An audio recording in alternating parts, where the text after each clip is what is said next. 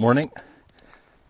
So today, I was thinking about what would be kind of an interesting topic, and it's so every Thursday I do my group call with some like a growing group of real estate investors, and the topic last night was around raising capital. Now, if you're not a real estate investor, this is still, I think, a topic that you could definitely apply to your own life and business.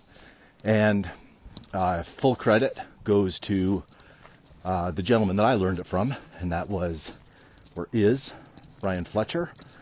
And the concept is I got it sideways now, so I can't read the names. I'm not sure if this is going to be the best way to do these lives. If I want to put them on YouTube, though, when I hold the phone the other way, it's all messed up. So anyways, that's behind the scenes. So the concept that we were talking about last night is an OPN, or your own personal narrative. And I think, so I'm going to talk about it from the perspective of raising capital, but think about it from the perspective of how do I build trust with someone? Because before someone's going to give you money, whether it's in real estate, whether it's, you're a service-based business, whether you're selling something online, really doesn't matter. They typically need to know, like, and trust you. So the know and like part, I'm not really going to talk so much about that. But the trust aspect generally takes time. And what was interesting is I use a framework called the flywheel for raising capital. And when a person actually presents their deal and creates the pitch deck is about halfway through the model.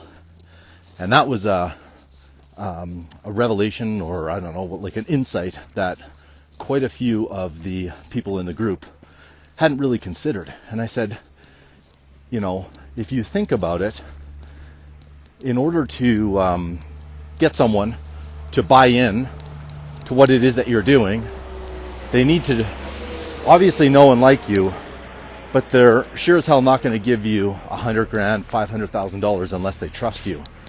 And so just because you've got a wonderful looking pitch deck is basically the investor presentation. Just because you have that, you have to remember, people with money, they see these things all the time. And you can apply this to any business, but like I said, I just want to stay in one swim lane here, because otherwise if I try to jump around, I'm gonna get off topic, like I generally do, especially when I'm walking and it's icy, trying to make sure I don't get hit by a car or a bus.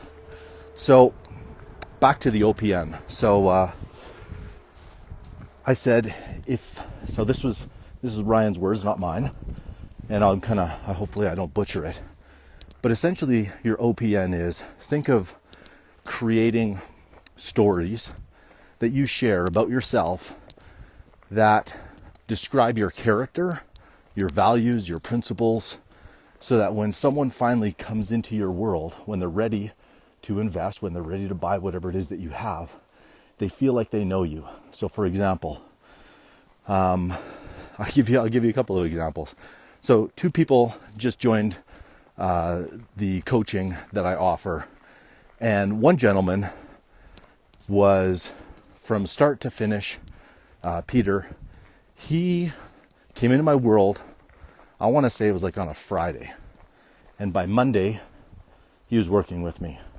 Now the investment is not insignificant, and I said to him on the call, I said, look at it from your own perspective.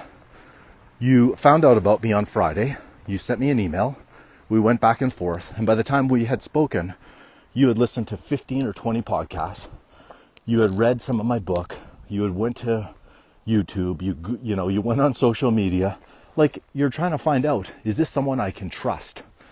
And when I started creating content and putting stuff out, I told everybody in the group, I said, look, the first thing I did in 2018 was I started sharing stories on Facebook. And I was very nervous because like anything, even going live, although after 2 years you kind of build up the muscle to not be quite as I guess sensitive to people's criticisms and feedback and whatnot. But I can tell you, when I first started, I was very reluctant to press send. Like, what are people going to think? And I wasn't even being that vulnerable, to be quite honest. But it started me down the path, and the commitment, because I was part of there's accountability, and really, if you wanted to write a book, you had to do so many posts, and anyways, it's not important, the details, but the daily activity of sharing something, getting very clear on what it is that you stand for, because some people will resonate with you and some people won't, and that's fine. The goal of your OPN, if you want to call it that, is not to be liked by everybody, because then you're too vanilla. You don't stand for anything. And for me, that doesn't mean I'm going to be controversial for the sake of, being polarizing. That's just not my personality. But as an example, there was something that I am pretty firm in how I raise capital, and I said as much on the call that I had with Peter. And I knew at that point, when I said that, one of two things was going to happen. Either he was going to agree, or he was going to say, it's not right for me. And in either case, I was okay. And it so happened that we shared the same perspective on it. And I think it was at or close to that time that he said, you're my guy. And that is essentially, like, I'd already laid the groundwork, okay? So that's a leveraged way of building trust, if you want to think about it that way, right? By the time someone comes into your world, so I'll give you an example in my own case. So I was introduced to a gentleman. It was like a small post on someone that I trust a lot. And they mentioned this guy, George. So I see it, I Google him, I start listening to his podcast, I go to his website. Within a week, I direct message him. He sends me details on his coaching program. I'm like, boom, sign me up. Why? I've never met this guy. I haven't followed him for years, but probably by now I've listened to 20 of his episodes of his podcast, and I feel like I know him at a very deep level. How do you do that? He talks about his kids. He talks about snowboarding. I snowboard. I have kids. I can't recall if he has a dog or not. But we're at a similar age. He likes to work out. So in your content, it's not all about, for example, today, I'm not just talking about real estate. And I think that that's a mistake that some people will make, is just talking about your business. You want to be a multi-dimensional character, if that's what you want to call it, where you talk about fitness, you talk about family, you talk about it, spiritual things, if that's what's important to you. And I don't know, I feel like I've been rambling for a little bit, and I don't know why, but it is really cold out today, and I'm going to have to wrap this up here. So I think the takeaway, if you will, is whatever type of business you're in, I'm not saying you have to do anything. I'm just telling you what has worked for me and why I continue to do this. And that is creating content, intentional, right?